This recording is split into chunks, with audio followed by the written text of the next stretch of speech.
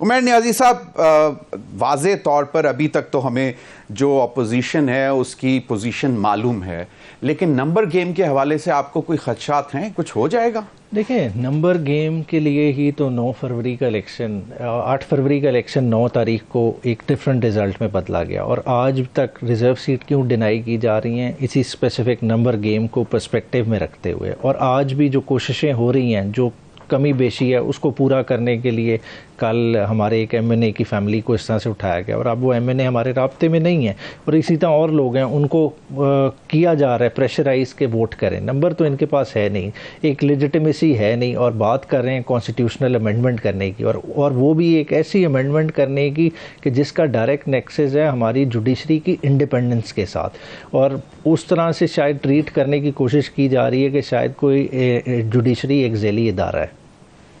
Judiciary एक झैली इदारा है, तो आपको लगता है कि दिस इज पर्सन स्पेसिफिक, जिसका 12 मरतबा पानी पीटीआई भी जिक्र कर चुके हैं? देखिए, पर्सनल स्पेसिफिक से हट के जो चीज़ करने की कोशिश की जा रही है ना, देखें आप, एक कॉन्स्टिट्यूशन की स्कीम ऑफ थिंग है, उसमें देखें हर एक का एक किरदार है। एक आपकी नेशनल असेंबली है, उसका रोल है, पार्लियामेंट का रोल है, एग्जीक्यूटिव का रोल है, इसी तरह जुडिशरी का एक रोल है। तो जुडिशरी को अगर आप कोशिश ये करेंगे कि वो ऐवान के ताबे आ जाए, तो फिर वो तो मामलात चलेंगे नहीं, क्योंकि उन्होंने क्या करना है, उन्होंने कॉन्स्टिट्यूशन को इंटरप्रेट करना है, उन्होंने फैसले देने। अगर chief executive of the country ने पिक एंड चूज़ करना है बंदे के, तो फिर इंडिपेंडेंस किधर रहेगी?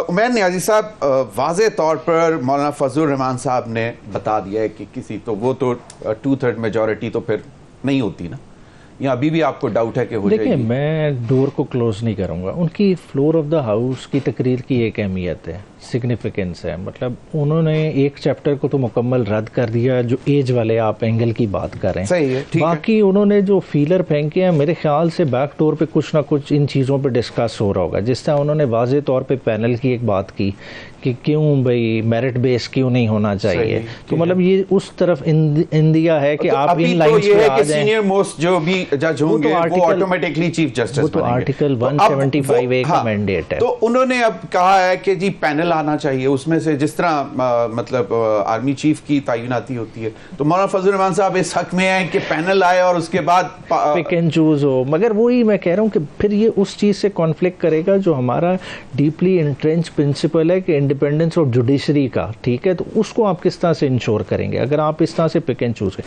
देखिए, डिपार्टमेंट के हेड्स हुकूमत पिक करती है, समझ आती है, क्योंकि हुकूमत ने पॉलिसी देनी होती है और उन सेक्रेटरीज के ज़रिए उन्होंने इम्प्लीमेंटेशन करानी होती है।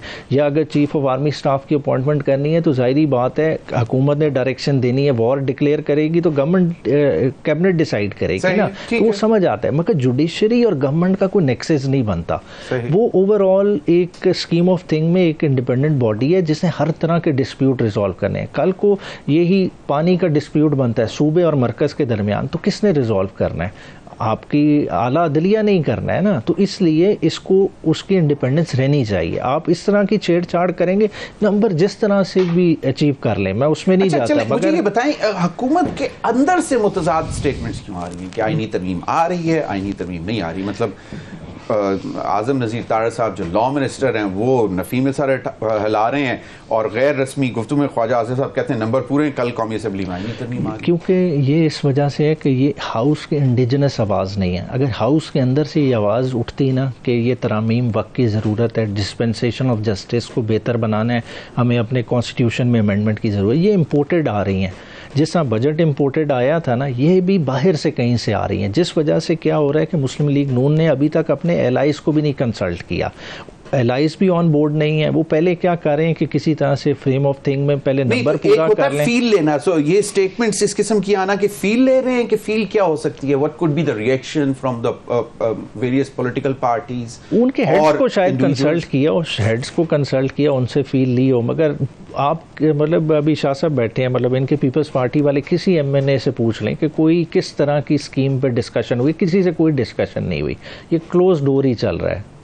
सेनेट का इजलास कल दोपहर 4 बजे होगा, कौमी असम्बली के इजलास की अभी भी हवाले से है कि वो भी होगा 3 बजे। तो लग तो रहा है कि ये तो सीरियस है मामला।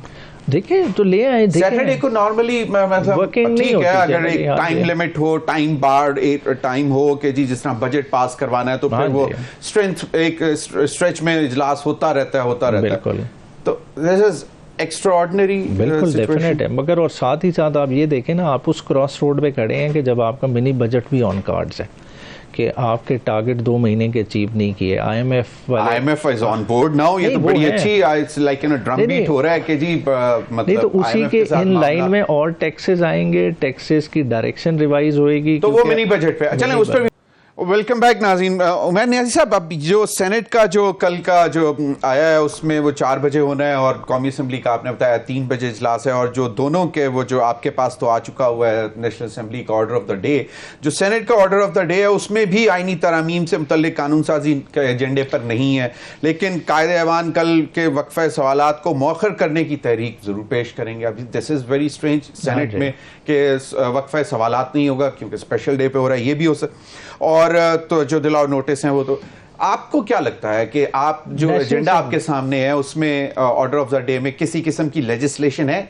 Other than amendment? बिल्कुल, एक भी लेजिस्लेटिव बिजनेस नहीं है, सिर्फ 2 कॉलिंग अटेंशन नोटिस हैं जो कल टेकअप होने हैं।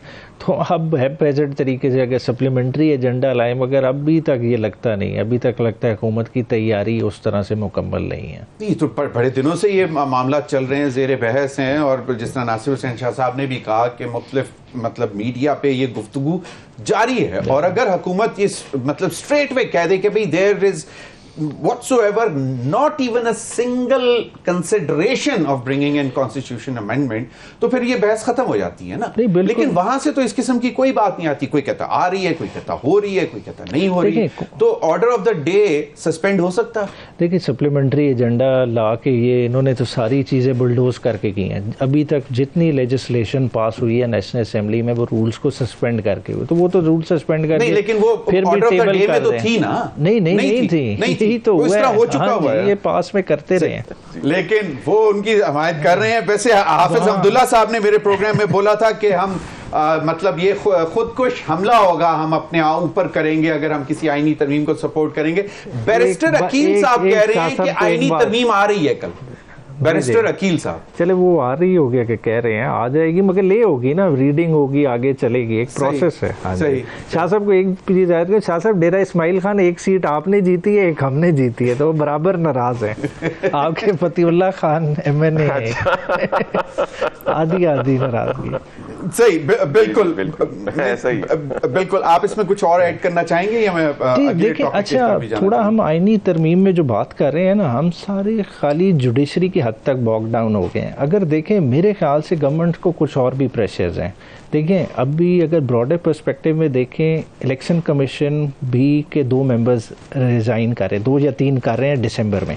इलेक्शन कमीशन जो मेरा अपना खदशा है कि इसमें आएगा कि ये चाहेंगे कि चीफ इलेक्शन कमिश्नर कंटिन्यू करें जब तक नया अपॉइंट नहीं होता।